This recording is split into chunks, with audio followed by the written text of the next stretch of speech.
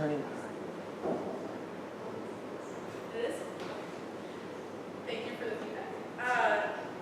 Celebrate people coming out as lesbian, gay, bisexual, transgender, genderqueer, gender nonconforming, gender fluid, gender diverse, etc. And we also find this as an important day to celebrate people coming out as allies, as supporters of the LGBTQ community. I'm going to start off by making a few remarks about the status of LGBTQ rights globally. I'm going to be followed by Assistant Professor of Psychology, Dr. Rebecca McHugh, student Miles Davis Matthews, Associate Dean of Students, Dr. Ron Binder, and Director of Community Engagement, Angie Wolf. In celebrating people's ability to come out of the closet and be themselves, it's important to recognize that in many parts of the world, we are still criminalized. And even that recently decriminalization has occurred, and while marriage equality has been won, discrimination remains an important concern for LGBTQ people. According to ILGA, the International Lesbian, Gay, Bisexual, Trans, and Intersex Association, same-sex relationships between males are illegal in 72 countries, and same-sex relationships between females are illegal in 45 countries. In 8 countries, homosexuality is punishable by death. Prison sentences for homosexuality range from 15 years to life in prison in 12 countries, 8 to 14 years in 23 countries, 3 to 7 years in 20 countries, and 1 month to 2 years or fine in 10 countries. It is noteworthy that many of the countries in which homosexuality is criminalized were impacted by past colonial powers which were very homophobic and transphobic. While these states obviously share in the responsibility for creating or maintaining these laws, it is important to realize the role that Western states have also had in institutionalizing homophobia and legislating criminalization, both historically and even recently. For example, American evangelical activists traveled to Uganda to give lots of public presentations that were actually used to help push the criminalization of homosexuality as of 2014. Nevertheless, what does give hope and encouragement is that LGBT people, activists, and allies are persisting and supporting one another across borders, even in situations where that puts them at risk for being targeted themselves. And that doing so has really made a big difference, especially in combating this movement to recriminalize homosexuality. I'm going to talk a little bit about India. In India, a law criminalizing homosexuality was actually, and especially consensual gay sex, was imposed during British colonial rule. And it was not enforced that frequently, but still in 2016 alone, 2,100 people were targeted for this. That's a lot of people who were arrested for having consensual sex.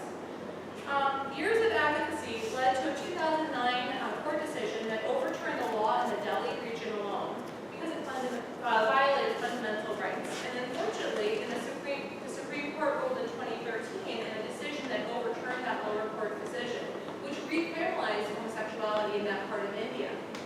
However, a dozen LGBT people challenged the constitutionality of that decision, and doing so required them to come out publicly while challenging it. And in 2018, just recently, the Supreme Court struck down the ban, leading to the decriminalization of homosexuality throughout India. Indian activists like Arif Jafar, who spent 47 days in jail due to the law, fought a hard battle to win this victory. He joined other activists in challenging the previous Supreme Court decision, describing how dehumanizing and humiliating it was to be in prison. He stated publicly, quote, "Being denied drinking water, being beaten up every day just because of my sexual orientation was a really horrible experience. It took me almost 17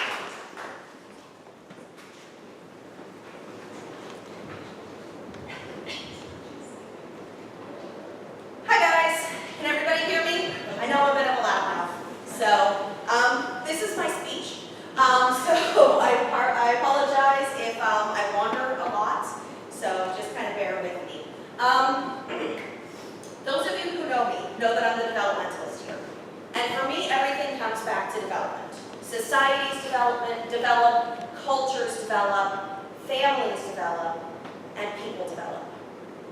When we're born, someone looks at one part of us and decides that that's what's going to shape the rest of our lives. That's going to decide what we can do and how we can dress and how we can act. And quite frankly, a lot of times it decides what other people expect as far as who we're going to love.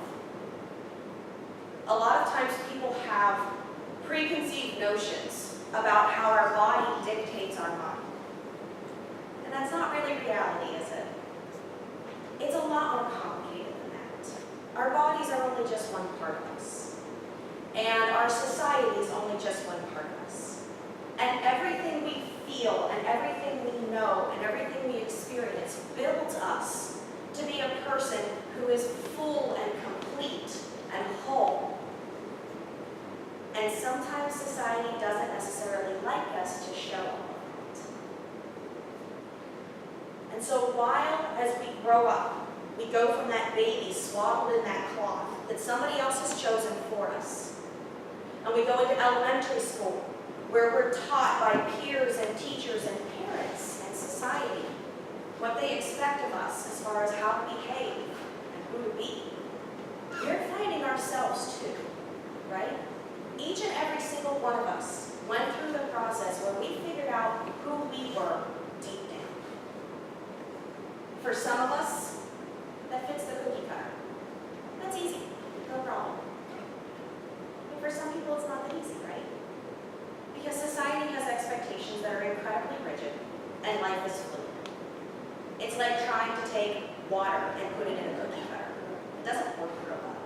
Sure, you can freeze it, and then we've got some pretty frozen societies, and some pretty frozen aspects of society. But it's water. It's never really gonna fit that cookie cutter. And so as we figure out who we are, we also have to figure out our voice.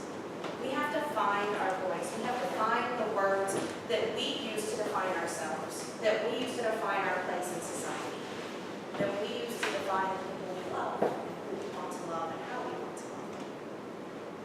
And allies have to find our voices too. Because as much as society is pushing people to not be who they are, that counts for your voice too.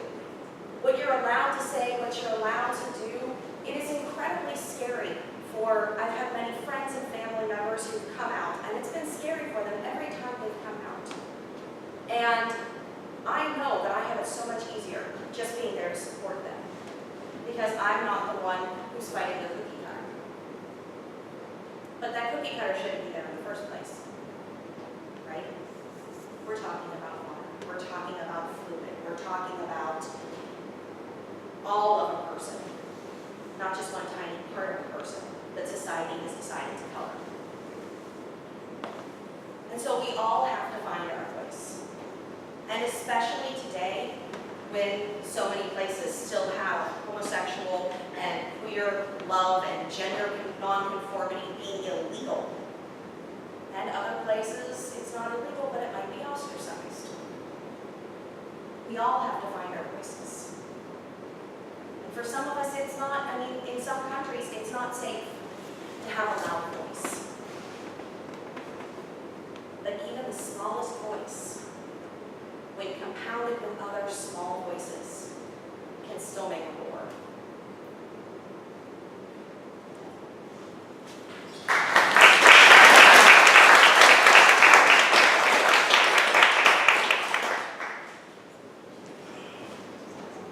Hi, how's it going? It's good to see everyone here today. Like, it really warms my heart when I see everyone out and supporting and showing love. Years ago, I never would have imagined standing before you in the fashion that I am. When I first came out, it was to myself, in my bedroom, around the age of like 12 or 13, and it was after I had taken several of those really cheesy and widely misleading "Am I gay?" tests online, because I couldn't stop thinking about this girl that was on my Christian school's basketball team. Based on the results from all those tests, I was not only gay, but very gay, and bisexual. It was from that point on that I began identifying as a bisexual girl. But the only ones that were aware of this fact were like my journal and my giant stuffed animal, Pooh. I couldn't imagine coming out to my devout Christian family, knowing their views, and I went to Christian school, so I couldn't tell my friends because I couldn't trust them to not spread everything around. And furthermore, I wasn't really sure about my identity. While I was 100% sure that I did like girls and guys, I was not certain that the label girl quite fit me. But, unfortunately, the word transgender and the concept of gender identity still wasn't really that familiar to me. It was still very foreign and not really in my lexicon. So I settled into the discomfort that I had with my body and my mind, and the lack of alignment between the two lasted for quite some time. When I entered 8th grade, I finally came out to my mom as bisexual, and she, a former bisexual woman herself, expressed mixed feelings upon my revelation. She was happy, and she wanted me to be happy, and was excited by the fact that at least my chances of getting pregnant were cut in half, which she thought it was. But she still had some religious concerns. Nevertheless, she was mostly supportive, and when I moved to a new public school in the area, I met more queer-identified people, and I found people that I could confide in comfortably. In no time, I was like one of the most openly queer people on my campus, most active queer people on my campus, and I was pretty confident in my sexuality to the point where I was literally giving other people counsel like, hey, let me take that "Are you gay?" test. Only you know if you're gay. My gender identity, on the other hand, was a topic of confusion and conflict. Once again, like before, I was coming out to myself as trans, but without the use of the "Am I trans?" test. I did look for them, they didn't exist. Coming out as transgender to myself was a battle, unlike the one I faced before. I figured before that I'd still get in heaven being bisexual because there was still a possibility that I'd marry a man, and that'd be fine.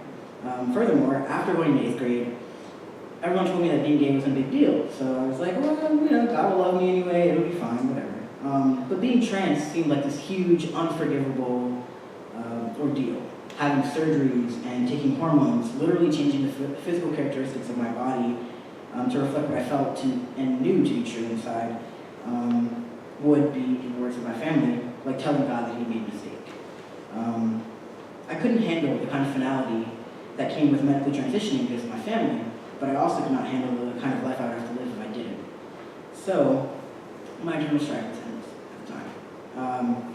Ultimately, though, I chose my health and well-being over my family's approval, and here I am today, standing before you. By junior year of high school, I was out to everyone as transgender. I was the president of my school's Rainbow Alliance. I was actively working in the community to advocate for LGBTQ rights for students in the city. And while I widely received rejection from my family, I got a lot of really, really good support from my friends, and I built a new family within queer spaces. Not long after coming out as trans, I came out again, but as pansexual, and then again as agnostic, and then again as a self-proclaimed fish daddy to one of my friends' pet fish. His name is Roman. And odds are I probably just came out to one of you that didn't know that I was trans or pan.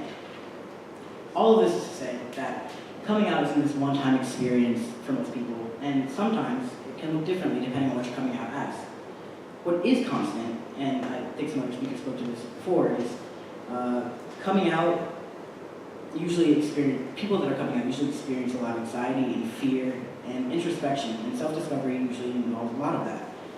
It takes courage and strength to live your life out in the open under the watchful eyes of society that can be really judgmental.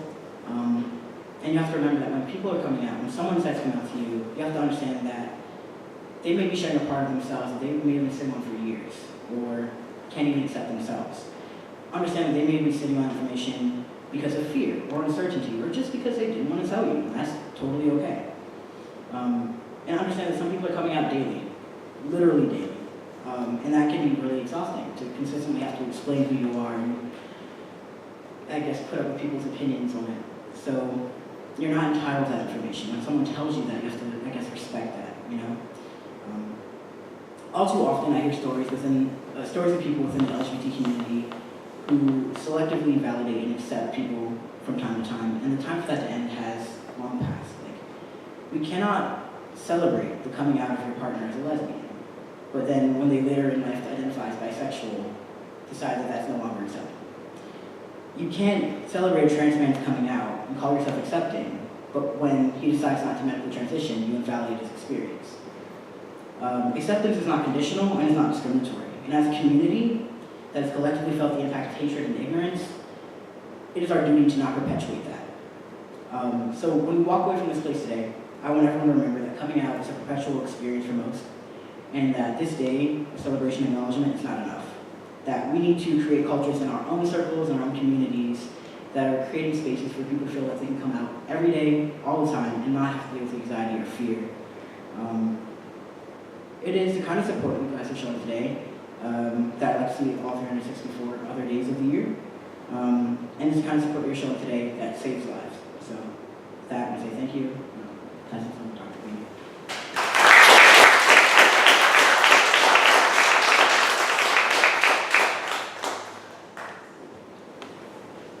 Our previous speakers are a hard act to follow. It is worth noting that yesterday was the 20th anniversary of Matthew Shepard's passing. For those who didn't know what happened, unfortunately, a young man lost his life being an art person 20 years ago that kind of rocked America. It was one of the milestones that we routinely talk about that asks America to love to its values. When I received Tyler's invitation to coming out for equality, I was both excited and humbled. Having been to all the coming out for equality programs over the years, the speakers have been outstanding, including today's speakers. So I only hope I can measure up. As the conduct officer for the campus, I routinely assign reflective essays as a way for students to take pause in their lives, reflect upon what they have done, and gain some insight into their past that might shape a better future. This speech is a similar reflective essay that I'm taking pause to reflect on my past so that I might shape a better future. The benefit to being my age, or as my husband would say, my advanced age, is that I have many life experiences to reflect upon. Of course, hindsight is always 20/20, so now I realize many steps of my journey. And Tyler, I promise this reflective essay will be in the proper format and proper word length for you to approve. I've never thought of myself as an activist. Growing up, I viewed activists as those who attended rallies, held signs, gave speeches, and wrote op-ed pieces for newspapers. Not something I viewed myself as doing. It wouldn't be until much, much later in life that I would come to myself as one. Everyone's journey towards activism is different. Looking back, my first step was realizing that people were different and that I was different. Growing up with a disability, one soon realizes that you're different and that people are simply dealt different hands in life.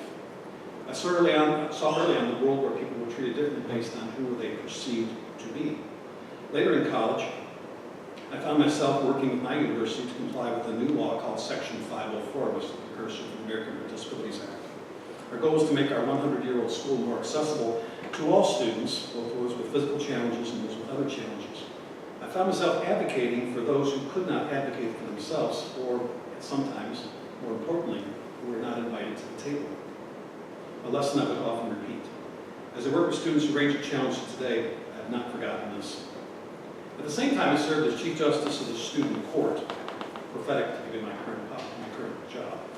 In that role, I found myself taking on different views, using the same information, putting myself in someone else's shoes, understanding where they're coming from, even if not agreeing with their point, is a powerful lesson. Given today's world, we need more of that. My LGBT activism paralleled my journey towards accepting who I was. As I gradually began to accept who I am, I began to see the world through the lens of how LGBT people were treated.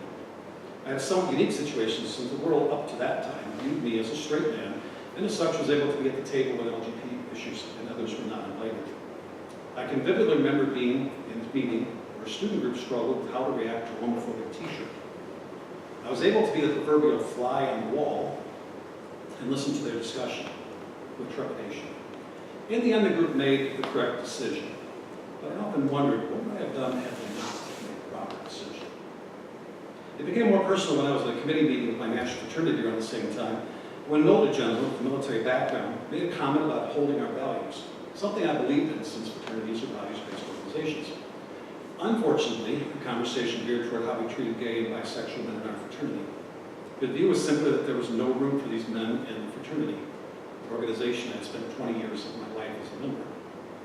It was a surreal experience to think that he was not just talking about gay and bi men in general, but he was talking about me.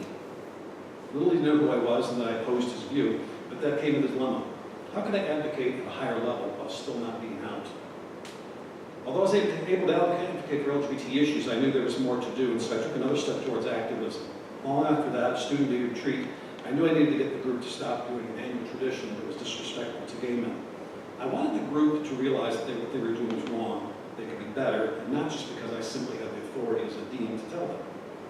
Not knowing how to handle it, I went with my gut and told them in a large crowd that we needed to be better. We need to be better as fraternities and sororities. And it was what they were doing was disrespecting gay men, and they disrespected me as a gay man. I remember the hush of the crowd, not knowing how they would react. Fortunately, I was affirmed, and I was pleasantly surprised when the student leader made clear that we would begin to respect gay men, and me in particular. Again, I felt affirmed. It allowed me to take another step towards action by openly advocating for the LGBT community and being the most visible administrator who was out. Something has been repeated throughout my stays in higher ed. Later, I'd come out to my fraternity and form a coalition of like-minded brothers who would advocate for inclusion and provide much-needed education to my brothers. I'm very proud of my fraternity. A number of years ago, we removed the conditions clauses about sexual orientation, and most recently removed any barriers for transgender folks to be a member of my fraternity. I'm very proud of what we've done in our fraternity. When I go to our national conventions, there are many openly gay leaders, and I always note that our national president recently came out to the crowd and introduced his husband to the crowd very manly. My husband Morgan and I were married 3 years ago at the First Presbyterian Church here in Bradford. We were able to not only make it possible for us to be married there, but also any same-sex couple in the future without having to ask special permission. For an older congregation, we know we've made an impact through their understanding and support with our advocacy, and we're very affirmed in our beliefs. One thing about fraternity men and gay men, LGBT folks in general, is sometimes they don't get along with religion. We know that the two can go hand in hand. With advocacy and support, we know they can flourish together. At Pitt-Bradford, I'd like to think we've created a community where all are welcome and embraced for our differences. While not an easy journey, it comes from advocacy and advocatism to bring about change. On the national level, I've been very active with the Human Rights Campaign, knowing that they fight at both the council, state, regional, and federal and national level to fight all discriminatory laws that Helen mentioned earlier. So what have I learned about my journey towards activism? Number one, the Chinese proverb says the 1,000-mile journey begins with one step. It takes courage to take that first step. Number two, be true to yourself. It's hard to advocate if you don't believe in what you're advocating. And three, most importantly, use your privilege to speak for those who don't have a voice or not invited to the table. Today I consider myself an activist by creating caring communities where all are respected, by advocating for those who can't speak, and those not invited to the table, and for working towards a world where everyone matters. I'll finish with two quotes that have guided me on my journey towards activism. Number one is by Robert Kennedy. Some see the world and ask why, others see the world and ask why not. And finally, the other is by Martin Luther King. The arc of history may be long, but it ultimately bends towards justice. I wish you well in your journey.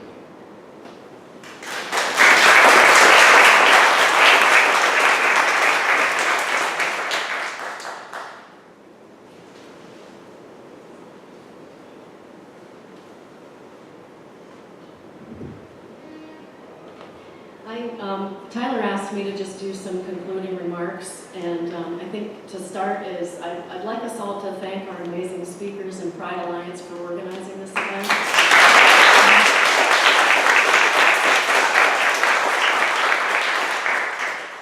This is powerful stuff. So in closing, I'd like to say that in my experience, while Pride kind of has its roots as a resistance, really, in my experience, it's evolved into a non-judgmental movement based deeply in acceptance, love, and compassion.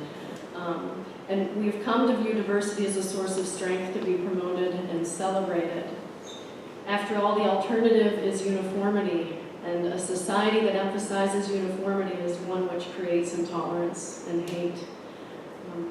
We work to welcome all, and it's important to remember that it's not just true today, right now at this lunch hour, that it's not just true this weekend. We must make sure that it's true every day. We need to make sure that everyone is able to be who they are. And we must act knowing that our work will be imperfect. And that's really hard for me to accept, that I can't do it right every time. And that I may hurt someone in the process. We will not do it right all the time. and I get no points for style. So whether you're a proud member of our LGBTQ+ community, whether you're an immigrant, whether you're fighting for racial justice, income equality, food security, know that you have a home here. Know that you're welcome here. And most importantly, know that you're loved here. So on behalf of Pride Alliance, I'd like to invite everyone to join us in some refreshments, and then we're going to take our march to the Panther statue. Please feel free to pick up a flag or streamers to carry, and we would ask that you return them to Tyler at the end of the march. And really, thank you all for being with us today.